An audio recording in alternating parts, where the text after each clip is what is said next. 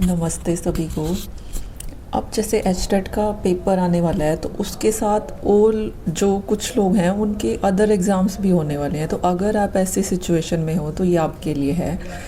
तो वो क्या है, किसी का तो एचटेट है और उनके साथ उनके बीएड के पेपर भी चल रहे हैं, किसी के एचटेट के साथ उसके नेट का पेपर है, कोई यूपी टेट दे रहा है, कोई आरपीएससी की तैयारी कर रहा है। मतलब साइमल्टेनियसली पेपर चल रहे हैं पैरेलल। तो तैयारी में क्या हो रहा है, शायद किसी की अच्छी तैयारी हो रही है पर फिर भी थोड़ा सा डर लग रहा है ना। तो अगर तुम लोग ऐसी कंडीशन में हो ना तो सुनो। सबसे पहले तो हमें डर कब लगता है, जब हमारी तैयारी नहीं होती। सबसे पहला रीज़न, अगर आप इस सिचुएशन में हो, तैयारी नहीं है, डर रहे हो, तो तैयारी करो, इसका एक ही जवाब है। दूसरी कंडीशन है कि आपकी तैयारी अच्छी है पर आप इस लूप होल में फंस गए हो कि पेपर पास होगा या नहीं होगा, है ना। तो तुम कभी भी ना एंड रिज़ल्ट मत सोचना। मैं भी हमेशा एंड रिज़ल्ट सोच के हमेशा अपना दिमाग पसड़ किया है, उसका कोई भी मतलब अर्थ नहीं निकला, बल्कि मेरी जो प्रेजेंट तैयारी है वो ख़राब होने लगी थी।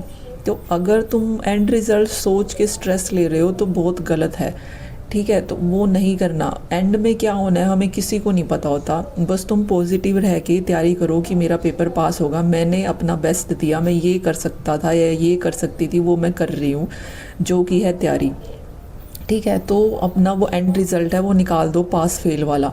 पास होगा अच्छा होगा, अगर नहीं हुआ तो भी उससे भी अच्छी चीज़ ही आगे लिखी होगी। मैं सच्ची में तुम्हें बोल रही हूँ एक्सपीरियंस से। तो वो मैं तुम्हें बाद में बताऊंगी कि अगर नहीं भी हो पाया तो उसके पीछे क्या है। पता है क्या है कि तुम्हारी ये तैयारी तुम्हारे आगे वाले पेपर्स में हेल्प करेगी। तुम ना एकदम ऐसे सॉलिड हो जाओगे, तो सब तुम्हारे फेवर में। तो क्या करना है, एंड रिजल्ट नहीं सोचना है, ठीक है। अब तीसरा ये होता है कि तुम कंपैरिजन कर रहे हो खुद का किसी और के साथ।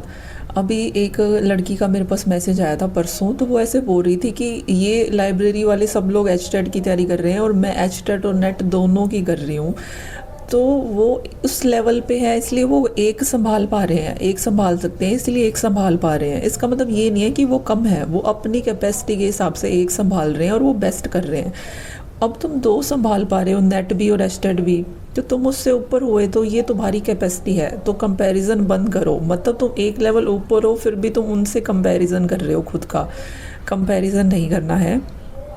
अपनी तैयारी करनी है, बेस्ट करनी है कि तुम बेस्ट कर रहे हो। कंपैरिजन आते ही सब यहाँ से भसड़ शुरू हो जाएगी, तो वो नहीं करना, ठीक है। तीसरा रीज़न ये हो सकता है तुम्हारे स्ट्रेस का। अब चौथा रीज़न क्या हो सकता है कि तुम ढंग से खा पी नहीं रहे हो।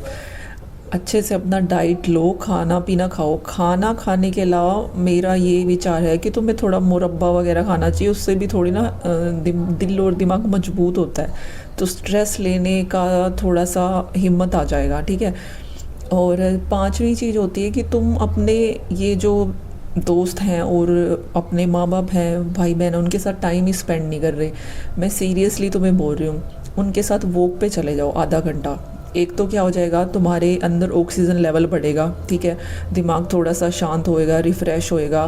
तुम अपनी जो भी बसड़ है वो बाहर निकालोगे, अपने फ्रेंड्स से या अपने दोस्तों से या मम्मी पापा से कह पाओगे। सीरियसली आधा घंटा वॉक बहुत है और तुम्हारा कोई टाइम वेस्ट नहीं हो रहा, क्योंकि तुम्हारा पूरा दिन है जहाँ तुम पढ़ सकते हो, ठीक है। एंड फाइनल चीज़ क्या करनी है, थोड़ा सा टाइम भगवान के प्रति भी निकालना है। तो भगवान के पास जाना है, बैठना है, और तुम्हें कोई भी बात परेशान कर रही है उनसे कहो, वो अपने आप क्या है तुम्हें संभाल लेंगे, ठीक है।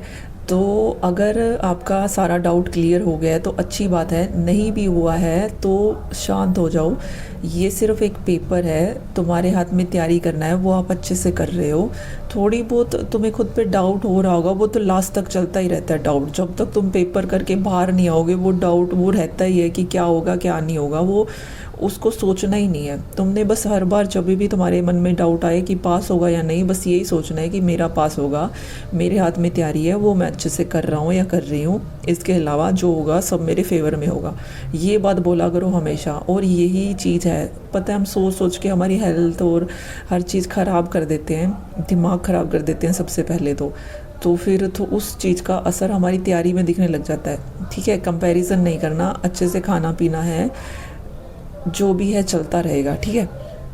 अब है कि जैसे एचटेट है और नेट का पेपर है, मान लो ये चल रहे हैं, तो इसका मतलब है नेट के लिए आपको ज़्यादा पढ़ना पड़ेगा और एचटेट के लिए आपको थोड़ा सा कम पढ़ना पड़ेगा। मैं ऐसे नहीं कह रही, वो उसका लेवल थोड़ा सा ज़्यादा है, सिलेबस ज़्यादा है, वास्ट है, तो उसको पढ़ना ही पड़ेगा नेट को। तो एचटेट को थोड़ा सा कम पढ़ना पड़ेगा। जैसे मान लो तुम पूरे दिन में 2 या 3 घंटे एचटेट के लिए निकाल रहे हो और बाकी जो टाइम तुम्हारे पास है वो सारा तुम नेट के लिए दे रहे हो, तो ये मोर देन इनफ है।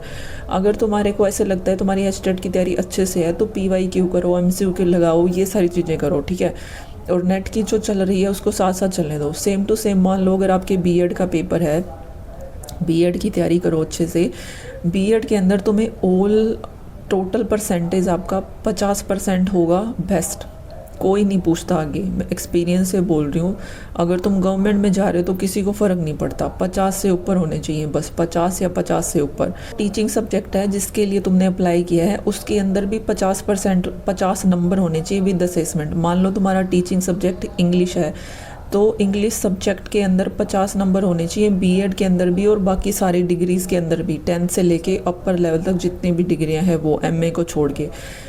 तो ये बस इतना ही करना है, इतना ही क्राइटेरिया है। तो बीएड की बसड़ भी लेने की ज़रूरत नहीं है, बस इतना ही करना, 50% आ जाएँ। जो टीचिंग सब्जेक्ट है उसमें 50 से ऊपर नंबर आएँ विद असेसमेंट, ठीक है। आई होप अब आपके सारे डाउट क्लियर हो गए होंगे। तो अब तुम्हें नर्वस होने की ज़रूरत नहीं है, स्ट्रेस लेने की ज़रूरत नहीं है।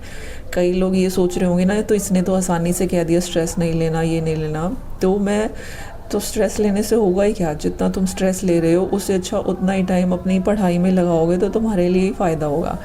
तो बस अभी के लिए इतना ही है। तुम्हें कोई भी स्ट्रेस है या तुम्हें कोई भी बात कहनी है तो तुम बोल सकते हो, कमेंट में लिख देना, मैं तुम्हें रिप्लाई कर दूँगी। तब तक के लिए अपना अच्छे मन से शांत होकर पढ़ते रहो, पानी पीते रहो, सब अच्छा ही होगा, तुम्हारे फेवर में ही होगा।